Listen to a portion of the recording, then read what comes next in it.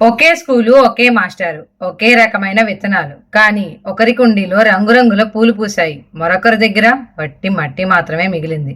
అసలు ఆ రాత్రి ఏం జరిగింది? తర్వాత చేద్దాంలే అనే ఒక్క మాట ఒక అద్భుతమైన అవకాశాన్ని ఎలా దూరం చేసింది? బద్ధకం వల్ల కలిగే నష్టాన్ని తెలియజేసి పిల్లలను క్రమశిక్షణా మార్గంలో పెట్టే ఈ అద్భుతమైన కథను అస్సలు మిస్ అవ్వకండి. Hi friends, Jyotsna's world blog story టైంకి స్వాగతం. కథను తెలుసుకుందాం, నీతిని నేర్చుకుందాం. కథలోకి వెళ్ళిపోదామా?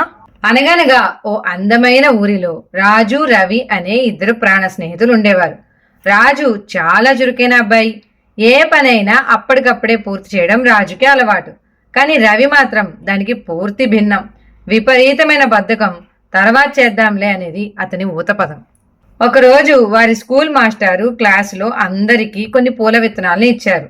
పిల్లలు, ఈ విత్తనాలు నాటి ఎవరు అందమైన మొక్కను పెంచుతారో వారికి ఒక పెద్ద బహుమతి ఉంటుంది అని చెప్పారు. రాజు ఇంటికి వెళ్ళగానే ఉత్సాహంతో ఒక కుండీ తెచ్చుకున్నాడు. అందులో మంచి మట్టి నింపి విత్తనాలు నాటి నీళ్లు పోశాడు. కానీ రవి అప్పుడే ఏముంది, రేపు నాటుకోవచ్చులే అని విత్తనాలు పక్కన పడేసి వీడియో గేమ్స్ ఆడుకుంటూ కూర్చున్నాడు. ఓ వారం తర్వాత రాజు కుండీలో చిన్న చిన్న ఆకుపచ్చ మొలకలు రావడం మొదలైంది. రాజు వాటిని ఎంతో జాగ్రత్తగా చూసుకుంటున్నాడు. రవి మాత్రం ఆ మొలకల్ని చూసి కూడా ఇంకా టైం ఉంది కదా, రేపు నాటుతాను అని వాయిదా వేస్తూనే ఉన్నాడు. చివరికి మాస్టర్ మొక్కల్ని చూసే రోజు రానే వచ్చింది. రాజు కుండి రంగురంగుల పూలతో మెరిసిపోతోంది. అప్పుడు రవికి కంగారు మొదలైంది. వెంటనే గబగబా మట్టి తీసి విత్తనాలు నాటి నీళ్లు పోశాడు. కానీ పిల్లలు, ఒక్క రాత్రిలో మొక్క ఎలా పెరుగుతుంది, పూలు ఎలా వస్తాయి? ఫలితం మరుసటి రోజు మాస్టారు అందరి మొక్కలను చూశారు. రాజు పట్టుదలకు క్రమశిక్షణకు మెచ్చి అతనికి పెద్ద బహుమతి ఇచ్చారు.